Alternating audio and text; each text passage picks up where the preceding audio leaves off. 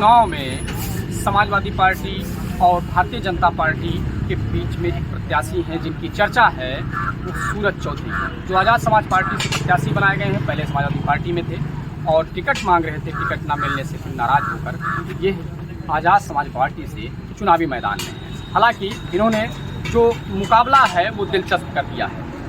सूरज चौधरी जी, अभी आप समाजवादी पार्टी में थे, क्या कारण था कि जो आप फिर 2022 में सूरज चौधरी ने समाजवादी पार्टी के जो यहाँ के सांसद है अवधेश प्रसाद को चुनाव लड़ाया बड़ी मजबूती से, दमदारी से, और उनको विधायक बनाया। तो जब पार्टी में ज्वाइन हुआ तो उन्होंने कहा था कि सूरज चौधरी तुम बहुत बड़े लेवल पे जाओगे, हम तुमको बड़ा नेता बनाएंगे समाजवादी पार्टी में, बड़े आश्वासन दिए थे। और संजोग से उनको 2024 का सांसदी लड़ने का मौका मिला तो उन्होंने कहा ये सीट खाली हो जाएगी, सूरज चौधरी हर तरीके से मेरा साथ दो, तन मन धन से, हम आपको सीट खाली होगी तो चुनाव मिल्कीपुर का लड़ाएंगे। और मैं उनको चुनाव लड़ाया, डटा रहा उनके साथ, रात दिन उनकी परछाई की तरीके काम किया और चुनाव उनको जिताने में अहम भूमिका निभाई, उनके सारथी के रूप में काम किया मैंने। और जब वो चुनाव जीत गए अवधेश प्रसाद जी, दूसरे दिन मैं उनको बधाई देने गया कि भैया मंत्री जी बधाई हो, आप चुनाव जीते हैं, मिल्कीपुर के लिए आशीर्वाद दीजिए कि जा करके हम मिल्कीपुर चुनाव की तैयारी करें। तो एकदम से अवधेश प्रसाद जी पलट गए।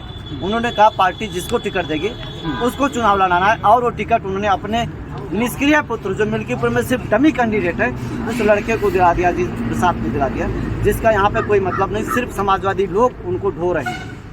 इतना लाओ लश्कर के साथ दोनों पार्टियां चुनाव लड़ रही हैं, आप इसको किस तरीके से डिफेंड कर रहे हैं, किस तरीके से लोगों के बीच में? आपको भाई हम क्या बोलें, मिल्कीपुर के लोकल लोग उनके साथ नहीं है, बाहर के लोगों का भी, जैसे परसों कार्यक्रम हुआ था डिम्पल जी का, अखिलेश भैया की वाइफ का, तो फिर बाहर से 3-4 सांसद आए, एक सांसद 400-400 500-500 गाड़ी लेके आए, पूरा मिल्कीपुर को परेशान करके रखा।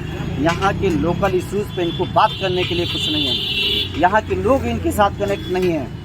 आप देखेंगे जो ये चुनाव होने जा रहा है ना, अवधेश प्रसाद की ज़िंदगी का बहुत रफ प्रदर्शन होने जा रहा है। सूरज चौधरी इनको भारी मतों से चुनाव हराने जा रहा है। जैसे किन मुद्दों को लेके आप पहली बार चुनावी मैदान में हैं विधानसभा के, तो किन मुद्दों को लेके आप लोगों के बीच में जा रहे हैं, क्या कह रहे हैं लोग? देखिए, मुद्दे की बात तो बतिया छोड़ दीजिए, भारतीय जनता पार्टी की सरकार है और साढ़ के मुद्दे को अवधेश प्रसाद धरना दे रहे हैं कि हम साढ़ भगाएंगे।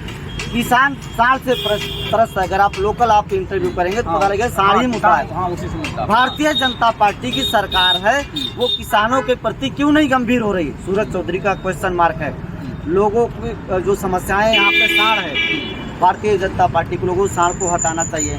लोग साढ़ से परेशान है, लोग साढ़ से परेशान है, और बीजेपी के लोग कहते हैं कि हमने तुम्हारे लिए राम मंदिर बना दिया, जाओ वहाँ दर्शन करो, जाओ कुंभ में बुला लेते हैं, और इतने लोगों की जान ले रहे हैं बीजेपी के लोग। अब ज़्यादा ढकोसला ज़्यादा समय तक चलेगा नहीं। आप राम मंदिर बनाए, बहुत अच्छी बात है, सबकी आस्था उसमें है, आप कुंभ बुलाइए लेकिन सुरक्षा का व्यवस्था करिए। आप यहाँ पे सांडों को छोड़िए लेकिन रात में किसानों को सांड ना रखाना पड़े, ऐसी व्यवस्था करिए। लोगों को झटका मशीन ना लगाना पड़े जिससे किसान खुद ही कभी कभी दुर्घटनाग्रस्त हो रहा है, ऐसी व्यवस्था करिए। बीजेपी के जो लोग हैं उनका जो कच्चा चिट्ठा है लोग जान चुके हैं, समाज पढ़ लिख रहा है, और अब उनको वोट करेगा नहीं, भारी संख्या में उनका बहिष्कार होगा, वोट नहीं करेंगे।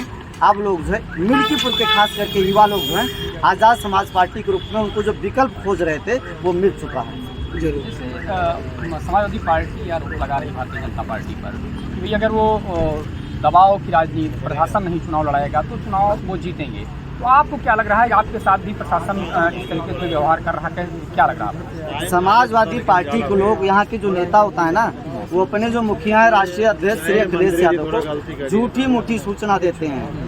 ऐसे चुनाव नहीं आ रहे, अपने परिवारवाद के चक्कर में 6 सीट हारे, यह हारता है, अपनी जिंदगी के सबसे बड़ी हार लेता है। लड़का उनका निष्क्रिय और आरोप लगाए। सूरज चौधरी ने जो पार्टी छोड़ा था इसी चक्कर में छोड़ा था। लड़का टिकट मांग रहा था, हम भी मांग रहे थे। लड़का लखनऊ में रहता है, सूरज चौधरी यहाँ चप्पल घिसे आए।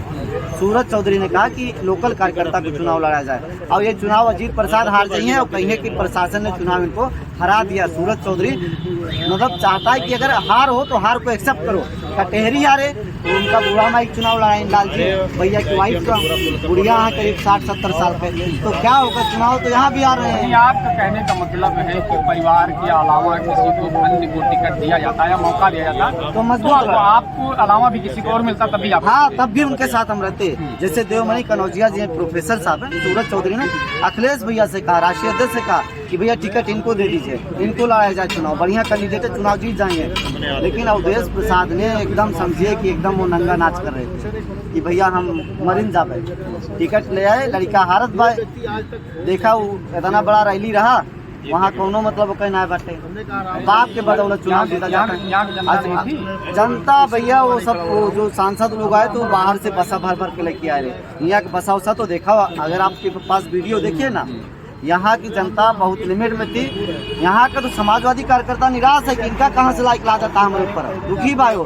500 कार्यकर्ता तो सूरज चौधरी के साथ समाजवादी पार्टी छोड़ के भाग गए, ऐसे तमाम लोग भागे। अभी कम से कम 15 टू प्रधान पार्टी छोड़ती, कहाँ समाजवादी में कौन है। ये बुरी तरीके से चुनाव यहाँ आ रहे हैं। पहले से ढिंढोरा पीटे के प्रैक्टिस करता है कि हम यह कहा कि भैया प्रशासन ने चुनाव हरा दिया। युवाओं के लिए क्या कहना चाहेंगे?